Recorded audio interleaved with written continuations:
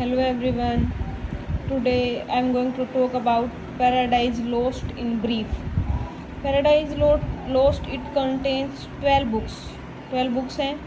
Epic poem, Invocation to the Muse. ठीक है. It is convention to invoke the muse to help him to tell the story of man's disobedience. अब muse है उसको invoke क्यों करते हैं? उसको बुलाते हैं अपनी हेल्प के लिए कि स्टोरी सुनाने में हेल्प करें. Justify the ways of God to man. Paradise Lost का मेन एम क्या क्या शो करता है? Justify the ways of God to man. Book 1. God has thrown few angels from the heaven. अब फर्स्ट बुक में क्या है? स्टार्टिंग में ही जो म्यूज है उसका नाम यूरेनिया है. जो जॉन मिल्टन है वो यूरेनिया को इन्वोक करते हैं, मतलब बुलाते हैं, रिमाइंड करते हैं. अब बुक 1 में क्या होता है कि कुछ एंजल्स हैं. स्टार्टिंग में हम देखते हैं कि हेवन से कुछ एंजल्स को बाहर फेंक दिया गया है. Wanted to rebel against the God.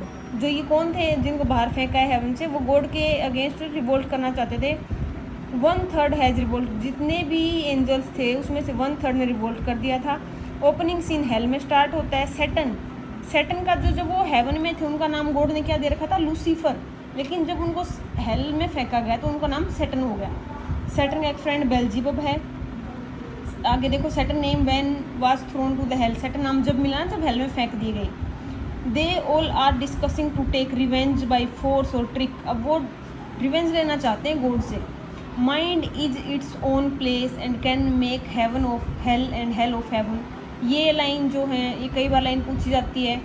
ये कहाँ पे दिखाई देती है? पैराडाइज लॉस्ट बुक 1 में. It is better to rule in hell than to serve in heaven. ये सैटन बोलता है ये लाइन, ये ABC वर्क में है. They have build their own palace. खुद का हेवन से फेंके जाने के बाद हेल में खुद का पैलेस बना लिया, महल बना लिया. उसका नाम है पेंडामोनियम. हेवन जैसा ही दिखता है. Bottomless perdition. हेल में क्या बोलते हैं इसको? हेल को क्या बोलते हैं? Bottomless perdition. ये 2 इंपॉर्टेंट क्वेश्चन है. पहला तो ये है कि जो हेल में जो उन्होंने अपना पैलेस बनाया है, जिनको बाहर फेंक दिया था गॉड ने हेवन से, हेल में जो उन्होंने अपना पैलेस बना उसका नाम पेंडेमोनियम है. और जो हेल को क्या बोलते हैं? Bottomless perdition. सेकंड बुक में क्या देखते हैं? एक फॉलन एंजल है बेलियाल. ये भी इम्पोर्टेंट है. कौन सा ऐसा एंजल है जो ये बोलता है कि नहीं, हमें गॉड से रिवेंज नहीं लेना चाहिए? वो है बेलियाल. ही कैन फॉरगिव अस. ये फिर भी सोचता है कि गॉड में माफ़ कर देंगे. अब मैमन और मोलोच है, ये दोनों सैटर्न की साइड है, मतलब ये बोलते हैं कि नहीं हमें तो रिवेंज लेना है. लेकिन बेलियाल जो है वो बोलता नहीं. Beelzebub says that best way to attack God is to attack mortal man because man is weaker than angels. अब जो ये आइडिया कहाँ से आता है कि जो गॉड ने जो मोर्टल मैन बना रखा है हेवन में, उस पर अटैक करना अच्छा है क्योंकि वो तो गॉड से वीक है, उसके पास इतनी कोई ऐसी पावर भी नहीं है. ये आइडिया है बेल्जीबब का. अब सिन और डेथ. सिन जो है डॉटर भी है और वाइफ भी है. ये जो किसकी? सैटन की. और जो गेट होते हैं ना हेल के, जहाँ पे खड़ा रहता है, वो सिन ही होती है वहाँ पे उसकी डॉटर. क्यों नहीं? क्योंकि इसमें दिखा रखा है कि जो सैटन है उन्होंने इनका सिन का जो है वो रेप किया था, तो इसलिए एज ए डॉटर भी बोलते हैं और वाइफ भी बोलते हैं. बुक 3 बुक मेनली जो डायरेक्ट यूरेनिया जो म्यूज को इन्वोकेशन वो बुक 1 में और बुक 7 में है. लेकिन बीच में थोड़ा बहुत हिंट मिलती है इसकी. लेकिन वैसे बुक 1 और बुक 7 में डायरेक्टली म्यूज का इन्वोकेशन है. म्यूज को क्या बोलते हैं? Milton holy light and ask to illuminate his mind. अब मिल्टन बोलते हैं कि मेरे माइंड को इल्यूमिनेट करो, ब्राइट करो, मतलब और नॉलेज भर दो इसमें. Adam and Eve are forbidden to eat the apple fruit. अब एडम और ईव को मना कर रखा है कि वो एप्पल फ्रूट नहीं खाना जो नॉलेज ट्री के ऊपर लगा हुआ है. God is telling all this to his son. अब गॉड जो हैं अपने सन को बता रहे हैं कि एडम और ईव को जो फ्रूट है वो नहीं खाना. Satan is on earth but was distracted by sun and angel standing there. अब सैटर्न तो हेल में है. He disguises himself as a cherub and ask the way to the paradise. अब सैटर्न के दिमाग में वही एक रिवेंज लेना है, तो एक वहाँ पे एक यूरियल नाम का एक एंजल होता है. इसमें दिखा रखा है कि कोई एक ऐसी स्टेयर सीढ़ियाँ होती हैं ना, वो हैं जो अर्थ से लेकर हेवन में जाती हैं. तो वहाँ पे एज ए जो बोलते हैं चौकीदार बोलते हैं, यूरियल वहाँ पे खड़ा रहता है. एक एंजल है कि कोई जो रॉन्ग पर्सन है वो एंटर ना कर जाए हेवन में. तो ये जाके चिरप बन जाते हैं, चिरप का भेष बना लेते हैं सैटर्न, और वहाँ पे यूरियल से हेवन का रास्ता पूछता है। He tells him the way, और वो जो यूरियल है उसको पहचान नहीं पाता, उसको रास्ता बता देता है। बुक 4 में हम देखते हैं कि Saturn is jealous to see Adam and Eve, उनको देख के बड़ा जेलस फील होता है। Adam is telling Eve not to eat fruit, अब जो है एडम है वो बता रहा है ईव को कि हमें वो फ्रूट नहीं खाना, और ये सब बातें जो है वहाँ पे सैटर्न भी सुन लेता है। यूरियल जो है वो दूसरे एंजल गैब्रियल के पास जाता है और उसको बताता है कि ऐसा लगता है कि कोई जो रॉन्ग एंटिटी है ना वो हेवन में एंटर कर चुकी है, पैराडाइज को ही हेवन बोलते हैं। Saturn was caught in the form of toad, जो वहाँ पे जो सैटर्न है जो चिरप के भेष में गया था वहाँ जाके टोड बन जाता है, उसको वहाँ पे पकड़ लिया जाता है। And whisper in Eve's ears to eat fruit, और वो क्या करता है ईव के ईयर्स में फ्रूट खाने के लिए बोल देता है। बुक 5 में हम देखते हैं कि गार्डन ऑफ ईडन का सीन है। Eve talks about the dream of eaten fruit, ईव बताती है कि मुझे ऐसा सपना आया है कि हमें फ्रूट खा लेना चाहिए, एडम को बता रही है। God sends Raphael to warn them about Saturn, अब गॉड हैं वो रैफेल को भेजते हैं कि उनको जाके बताओ सैटर्न के बारे में। Adam is curious to know about paradise and all things there, अब एडम बड़ा क्यूरियस है कि हेवन कैसे बना, वहाँ पे क्या क्या ये जानने के लिए। And Raphael denies by saying that my knowledge is limited, लेकिन रैफेल बोलते हैं कि नहीं मुझे इतना नहीं पता है पैराडाइज कैसे बना, वहाँ पे क्या क्या है। Raphael tells about the war between good and bad angels, बस रैफेल बता देता है कि जो ये सैटर्न वगैरह है ना इनके साथ गुड और बैड एंजल्स का जो वार हुआ था।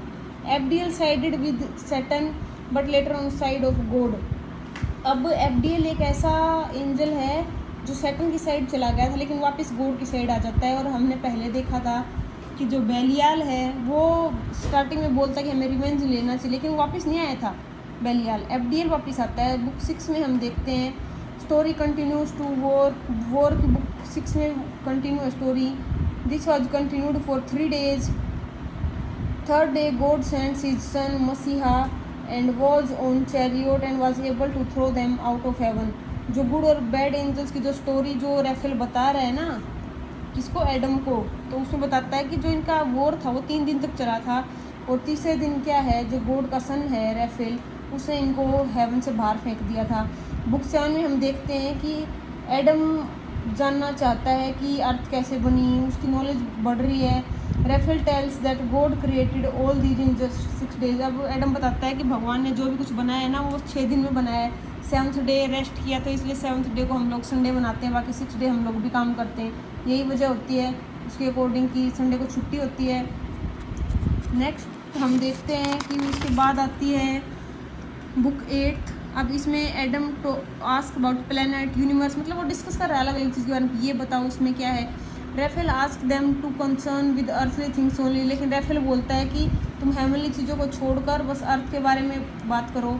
Adam starts telling his own story, Adam अपनी स्टोरी बताता है कि मैं कैसे बना, और जो ईव है वो मेरी रिब्स से बनी है।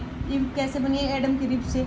बुक 9 में अब जो सैटर्न है उसको कहाँ पे चैन है, वो फिर से आ जाता है, सरपेंट के वेस में आ जाता है अब की बार, और ईव जो बड़ी सरप्राइज हो जाती है कि सरपेंट बात कर रहा है, अब वो उसको मना ही लेता है कि वो फ्रूट खा ले। और बुक 9 में हम देखते हैं कि जो ये इम्पोर्टेंट है कि बुक 9 में दोनों फ्रूट खा लेते हैं, और दोनों में क्योंकि वो पहले नेकेड होते हैं, उनको पहले कोई नॉलेज नहीं होती, तो उनकी शेम और लस्ट ये उनमें फीलिंग आ जाती है, दोनों की लड़ाई होती है एडम और ईव की, क्योंकि फ्रूट खा लिया अब गॉड पनिश करेंगे। बुक 10 में हम देखते हैं कि गॉड को पता चल जाता है और कि उन्होंने फ्रूट खा लिया, अब उनको नॉलेज हो चुकी है, तो गॉड उनको पनिशमेंट देता है। वो क्या पनिशमेंट मिली है, she has to go through pain while giving birth children, अब की जो बच्चे पैदा करते टाइम जो लेडीज़ हैं उनको तो पेन सहन करना पड़ेगा, जो मेंस होंगे एडम के थ्रू बोलते हैं कि उन सबको कमा के लाना पड़ेगा। Saturn sin death started living on earth, जो सब हैं ये अर्थ पे जा चुके हैं, जो हेल में फेंके गए थे, और जो उसके फॉलोवर हैं सैटर्न के वो सब स्नेक बन चुके हैं, और अर्थ पे सारे सीज़न जैसे कि स्प्रिंग समर ऑटम ये सब स्टार्ट हो गए हैं, ये बुक 10 में है। बुक 11 में जो एडम और ईव हैं उनको ईडन से बाहर निकाल दिया गया है, गार्डन ऑफ ईडन से, और जो माइकल है एंजल, वो इनको विजिट करता है और बताता है कि फ्यूचर में क्या क्या इवेंट होगी। तो फ्यूचर इवेंट के बारे में बुक 11 में बात करते हैं कि फ्लड आएगी अर्थ पे और टेक्स हिम ऑन हिल के टॉप पे जाना पड़ेगा उन्हें। उनके 2 बच्चे होंगे, केन और एबल, और जो उनके चिल्ड्रन हैं वो उनमें वोयलेंस होगी, मतलब अर्थ पे जो कह देते हैं वोयलेंस बढ़ती जाएगी। अब लास्ट बुक 12 में क्या होता है, discussion continues in Bible, the city will be Israel, की इज़राइल सिटी होगी, कि जो लोग सिनफुल होंगे, पाप करेंगे, और वहाँ से क्या है, जो जिस टाइम पे धरती पे पाप ज़्यादा बढ़ जाएंगे तो जीसस जो है वो इन धरती पे जन्म लेंगे, उनकी सेकंड कमिंग होगी, और जो गुड हैं उनको रिवॉर्ड मिलेगा, बैड को पनिशमेंट मिलेगी। ये बुक थी, 12 बुक्स थी। अब जो ड्राइडन की स्टेट ऑफ इनोसेंस है, ड्राइडन का एक वर्क है स्टेट ऑफ इनोसेंस, वो पैराडाइज लोस्ट से लिया गया, सॉरी। फिर एडिसन का स्पेक्टेटर है, उसमें भी एक ऐसे है, वो पैराडाइज लोस्ट के ऊपर है। ये दिखा रखा कि अडेप्टेशन जो पैराडाइज लोस्ट का है वो कहाँ कहाँ पे है। फिर पोप की रेप ऑफ लॉक में भी है, इसकी पैराडाइज लोस्ट की पैरोडी है। जॉनसन क्रिटिसाइज करता है इसको और बोलता है कि जो मिल्टन का पैराडाइज लोस्ट है उससे इंस्पायर होके जो ये अलग अलग वर्क्स लिखे हैं वो ओरिजिनल कॉपी नहीं है। फिर जो शैलो का प्रोमेथ्यूज अनबाउंड है, उसमें भी पैराडाइज लोस्ट को देख सकते हैं, जिसकी Milton's devil is more superior to his God, ये लाइन शैले बोलते हैं अपने वर्क प्रोमेथ्यूज अनबाउंड में। विलियम एम्सन का वर्क मिल्टन्स गॉड, ये भी इसी के बारे में को पैरोडी करता है। स्टैनले फिश का है surprised by sin readers in Paradise Lost, और मैरी शैले का फ्रैंकेस्टीन, ये सब जो है पैराडाइज लोस्ट की पैरोडी करते हैं। ये था पैराडाइज लोस्ट। आई होप आपको समझ में आया होगा। Thank you.